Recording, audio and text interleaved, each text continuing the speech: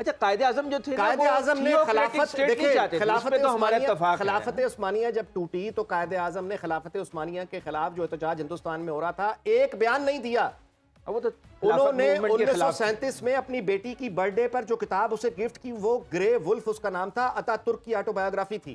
قائد اعظم اتا ترک کے ماننے والے چاہنے والے تھے.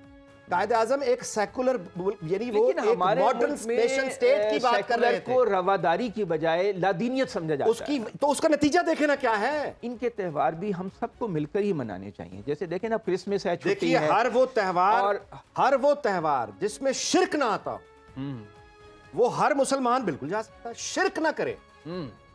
اچھا وہ تہوار خود مسلمانوں کا بھی اگر ہو جس میں شرک ہے تو وہ آپ زیب نہیں دیتا. مسلمانوں کا تو ظاہر ہے ہو ہی نہیں سکتا کیونکہ مسلمان تو توحید میں یقین رکھتے ہیں. نہیں مسلمانوں کے بھی ماشاءاللہ بہت سارے معاملات ہیں جہاں پہ پھر یہ زیر بحث آ جاتی ہے. ہاں وہ تو پھر فرقہ واریت کی طرف بات چلی جائے گی. آج آپ کو معلوم ہے یوم پیدائش ہے قائد اعظم محمد علی جناح کا، اور ان کا ایک ویژن تھا کہ پاکستان وہ ملک ہوگا جس میں تمام لوگ برابر کے شہری ہوں گے، تمام اقلیتیں، کوئی پابندی نہیں ہوگی. کیا ہم اس پہ اس خواب کو، اس ویژن کو عملی جامہ پہنا سکتے؟ ظاہر ہے جی کہ نہیں. میں تاریخی مغالطوں کی بات کر رہا تھا جس میں ایک کرسمس کے حوالے سے میں نے گزارش کی تھی کہ کرسمس جو ہے یہ عام فہم طور پہ لوگ سمجھتے ہیں کہ حضرت عیسیٰ کا یوم پیدائش ہے، جو کہ یہ نہیں. کرسمس جو ہے حضرت عیسیٰ کی ولادت سے پہلے بھی انگلینڈ میں منائی جاتی تھی. اور ایک تو یہ، دوسرا ایک کنفیوژن یہ ہے کہ میری کرسمس کہا جائے یا ہیپی کرسمس کہا جائے. آفیشلی برطانیہ کا وزیر اعظم وہ آفیشلی یہ کہا جائے گا کہ merry Christmas and a happy new year, لیکن جو برطانیہ کی رائل فیملی ہے وہ ہمیشہ سے ہیپی کرسمس کہتی ہے. تو یہ دونوں دو باتیں. قائد اعظم کی یوم ولادت پہ یہ ہمیں یاد رکھنا بہت ضروری ہے، کرنا بھی بہت ضروری ہے کہ پاکستان کے 75 سال کے جو مستقل فیلیئرز ہیں یہ کوئی معمولی فیلیئرز نہیں ہیں. یہ کوئی عام ناکامی نہیں ہے کہ چلو قومیں ناکام ہوتی ہیں ہم بھی ناکام ہو. اسپیکٹیکولر فیلیئرز، ایسے فیلیئرز جو بالکل عام نہیں ہیں، ناقابل فہم ہیں. ان کی وجہ کے لیے ہمیں روٹس میں جانا ہوگا. اچھا آپ کی قطع کلامی معاف آپ ہمیشہ یہی اگست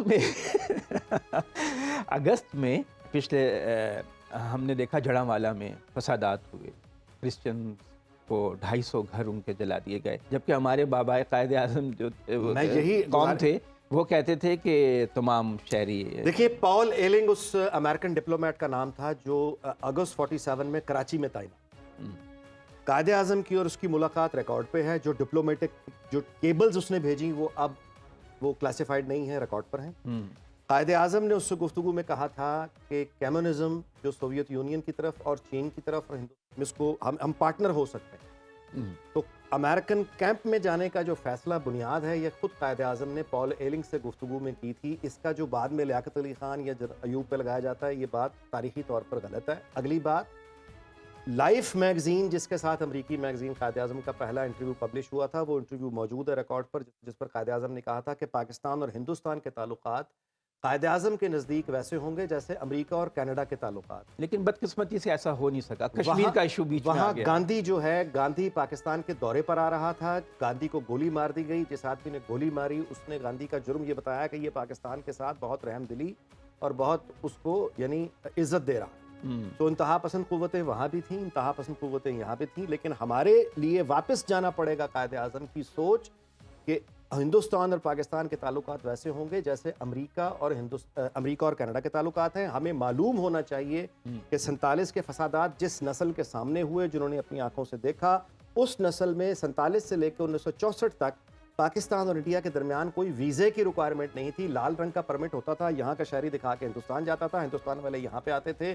یہ 1964-65 کی جو جنگ ہے اس کے بعد یہ بارڈر کی سختیاں وجود میں آئی ہیں. ہمیں یہ جو آج جو آپ 3-4 سال سے منترا سن رہے ہیں نا کہ یہ ملک نہیں ریجنز ترقی کرتے ہیں، یہ قائد اعظم ہمیں اس وقت بتا گئے. قائد اعظم کی جس بات کا آپ نے، لیکن آپ سمجھتے ہیں کہ کشمیر ایشو کو ریزالو کیے بغیر یہ سب ممکن ہو سکے؟ جی مجھے یہ بتائیے نا کہ 47 میں جب 47 سے لے کے 65 تک آپ کے تعلقات کشمیر کا ڈسپیوٹ حل ہو گیا تھا؟ ہوا نہیں تھا، لیکن آپ کا آنا جانا تجارت جاری تھی نا. مطلب آپ چاہتے ہیں کہ کشمیر کے ایشو پہ کشمیر قائم رکھیں. کشمیر تو میں آپ سے گزارش کر رہا ہوں ساتھ ہی ساتھ تجارت بھی کریں، مل جول بھی رکھیں. جب 47 سے لے کے 64 تک یہ ہوتا رہا تو اس کے بعد نیا کشمیر ایجاد ہو گیا تھا. اس کے بعد کو نئے فساد ہو گئے. وہاں پہ جو ظلم ہوا جیسے 47 میں نہیں ہوا تھا، 47 سے پہلے کشمیر میں ظلم نہیں ہوا تھا. جی 47 میں پنجاب میں فساد نہیں ہوئے؟ جموں میں بہت بڑا ہوا تھا نا ظلم، تو اس کے باوجود آپ کی تجارت تھی نا، کشمیر سے وہ ظلم اٹھ کے پنجاب میں آ گیا تھا، یہاں پہ جو تھا کیا وہ ظلم نہیں تھا؟ اچھا آپ چلے گئے تھوڑا پاک انڈیا کی طرف، میں چاہتا ہوں کہ ہمارے جو اقلیتیں ہیں اور جو آج کرسمس کا دن ہے، میں آپ سے گزارش کروں کہ چونکہ ہمیں دیکھنا پڑے گا نا کہ ہم جس وقت پاکستان جب آزاد ہوا تو اس وقت یہاں پہ سرکاری جو چھٹی ہوتی تھی وہ ہولی کے وقت بھی سرکاری یعنی چھٹی ہولی کی ہوتی تھی، ویساکھی کی ہوتی تھی۔ اچھا اب اگر کوئی ہولی کی چھٹی کرے گا تو الزام لگ جائے گا کہ یہ تو ہندوتوا کا حامی اب تو بسنت نامی ایک چیز، بسنت جو بالکل ہی علاقے کا تہوار تھا، اس کو ڈور بھی سے ہندو کا نام گردنیں کٹنے لگ گئیں، تو اس کے بعد یہاں پہ سرکاری سرپرستی یہ کام جو ہے نا یہ نون لیگ کی حکومت نے سر کیا ہے، یہاں ڈور پہ والا سرکاری نہیں وہ تو آپ کے نزدیک تو دیکھیے وہ شاید 1965 کی جنگ جو ہے وہ بھی ہم اس کی وجہ سے ہارے تھے، مشرقی پاکستان بھی نواز شریف کی وجہ سے ہارے تھے۔ میں ایسا نہیں کہنا نہیں آپ ایسا کہنا چاہیں بھی جذبات تو وہی ہیں، میں گزارش نہیں جذبات بھی نہیں ہے، میں واپس گزارش کر رہا ہوں کہ ہمارے ہاں یہ دیکھنا پڑے گا کہ ان اخباروں نے جہاں پہ لوگوں نے اداریے لکھے ہندو مکار ہندو ذہنیت، جب آپ ہندو انڈیا کو لے کر جب اخباروں میں یہ چھپے گا، وہ تو ہمارے بھائی ہیں، ہمارے ملک میں بھی رہتے ہیں، تو اس کے نتیجے میں ایک شعور اس کے رد عمل میں پیدا ہوگا نا۔ ہاں یہ جو نظریہ پاکستان ہے یہ یحییٰ خان کی حکومت میں جنرل شیر علی کا اصطلاح تھی، نظریہ پاکستان نامی کسی اصطلاح سے خود لیاقت علی خان ناواقف ہے۔ اب یہ ہمیں سوچنا ہی چاہیے تو جب سب کچھ ہو گیا اب اسے بہتر کیسے بنایا جائے؟ دیکھیں قائد اعظم کی طرف واپس جانا پڑے گا، یہی تو کہہ رہا ہوں۔ اچھا قائد اعظم جو تھے قائد اعظم نے خلافت عثمانیہ جب ٹوٹی تو قائد اعظم نے خلافت عثمانیہ کے خلاف جو احتجاج ہندوستان میں ہو رہا تھا ایک بیان نہیں دیا۔ انہوں نے 1937 میں اپنی بیٹی کی برتھ ڈے پر جو کتاب اسے گفٹ کی وہ گرے ولف اس کا نام تھا، اتا ترک کی آٹو بایوگرافی تھی۔ قائد اعظم اتا ترک کے ماننے والے چاہنے والے تھے۔ قائد اعظم ایک سیکولر یعنی وہ ایک ماڈرن نیشن سٹیٹ کی بات کر رہے تھے، کو رواداری کی بجائے لادینیت سمجھا جاتا ہے، تو اس کا نتیجہ دیکھیں نا کیا ہے۔ میں یہی گزارش کر رہا ہوں آپ سے، جب آپ خلافت جو کہ ڈیڈ ایک ڈسٹڈ ایک آئیڈیا ہے امپائرز کے ساتھ، امپائرز ختم ہو گئی، نیشن سٹیٹ کا دور ہے، آپ نیشن سٹیٹ میں خلافت پیدا کرنے کی کوشش کریں گے۔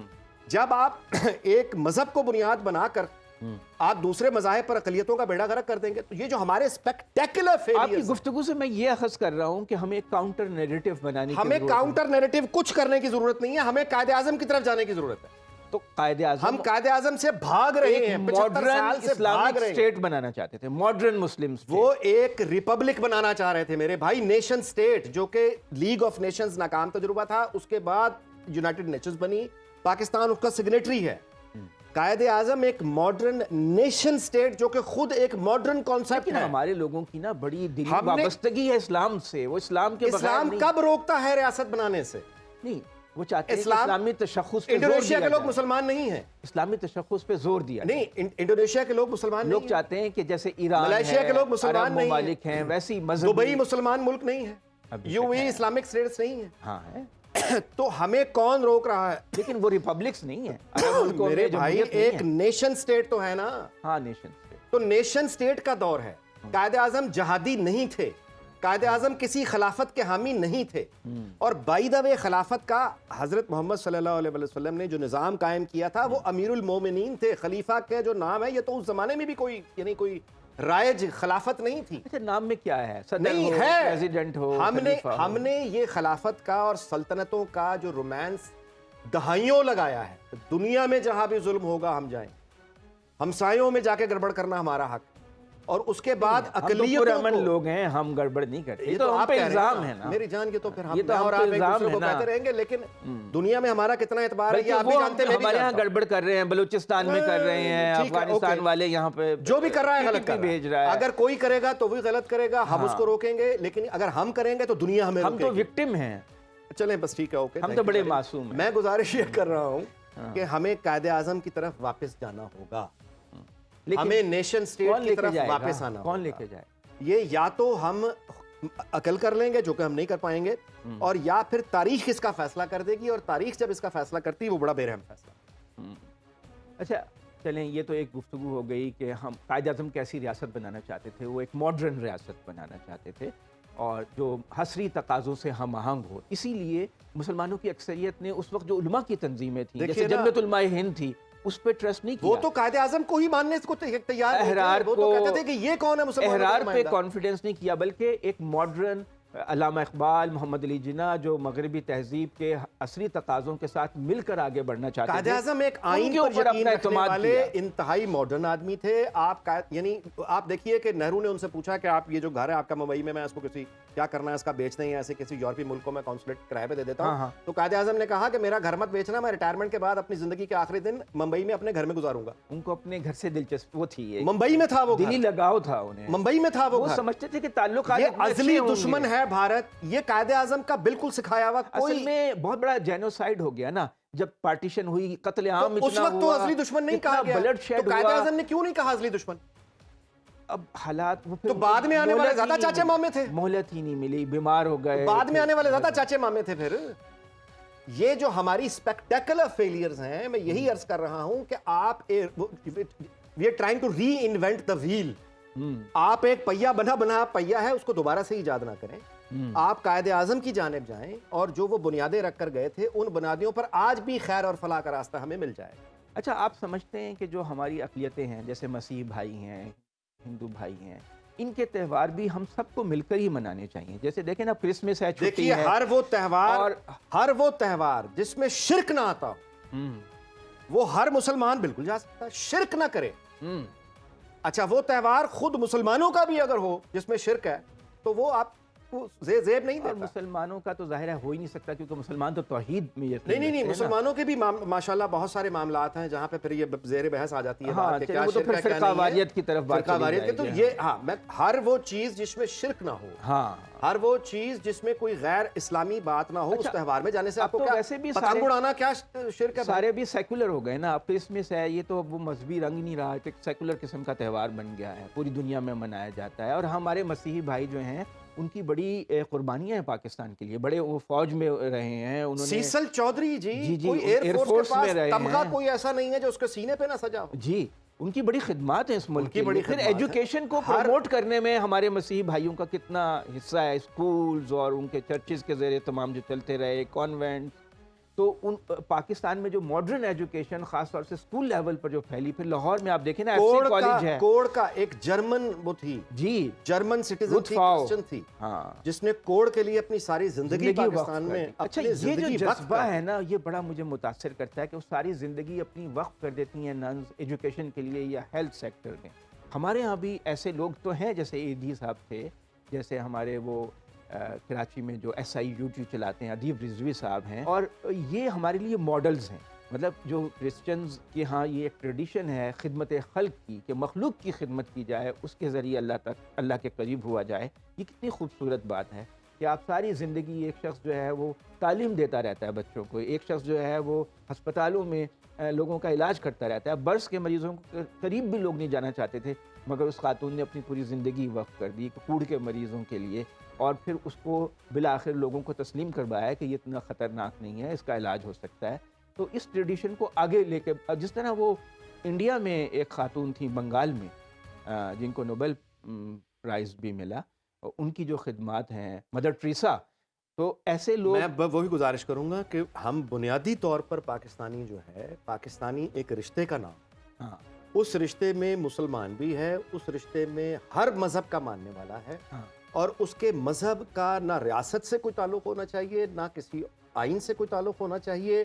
وہ جو قائد اعظم نے کہا تھا کہ ریاست کا اس سے کوئی، دیکھیں اس کا مطلب کیا ہوتا ہے.